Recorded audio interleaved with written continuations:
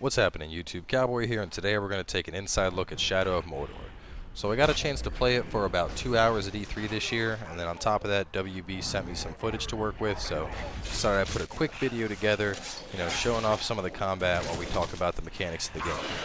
So just to give you guys a little bit of a backstory into Shadow of Mordor, you're basically playing as a ranger of Gondor named Talion, and, Talion's just hanging out with his family. The keep where he's at gets attacked, family gets slaughtered, and when he's on the verge of death, he basically makes a deal with this Wraith, and you can kind of see Wraith mode going on right now, but in short, it makes him an ultra badass. So with that in mind, talking about just mechanics of the game, story aside, this game is like brutality personified. There is literally like endless ways to kill people. I mean, you can decapitate them, you can disavour them, you can explode their face, you can mind control them and make them kill themselves. I mean, the list really just goes on and on and on, which is awesome because the game's like an open world action RPG, and having that kind of freedom in a game like this, it's really, really entertaining.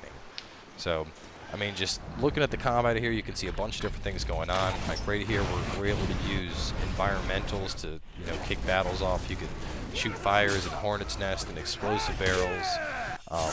Another thing that's really cool, but personally, probably my favorite thing about it, from what I got to play, is you could get into a fight with 50 orcs in this game and literally kill every single orc a different way. And that's saying something because, in most games like this where you're going to have the ability to take on hordes and hordes of enemies, at the end of the day, it's usually like counter kill, counter kill, counter kill, counter kill, and everything just kind of easily bites the dust. And this game kind of mixes it up in that, there's always going to be something different you can do if you want to.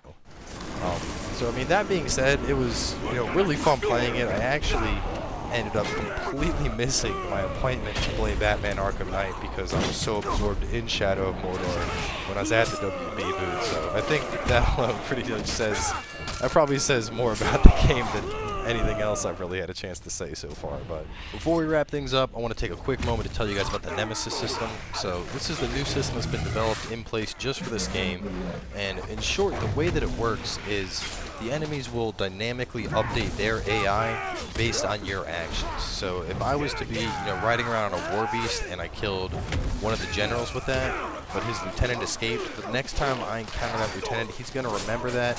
He's going to have guys in place to kill the war beast. He's going to have like an affinity against them so that he can like scare them away or something. And it's really going to keep the player on their toes because you're not going to be able to take the same approach every time. And I think that's, a really cool way to approach an open world game is to keep things mixed up. So needless to say, I'm looking forward to Shadow of Mordor. The game comes out October 7th, cross-platform, Xbox One, 360, PS3, PS4, and PC. But thanks for watching, guys, and make sure to tune in for the walkthrough.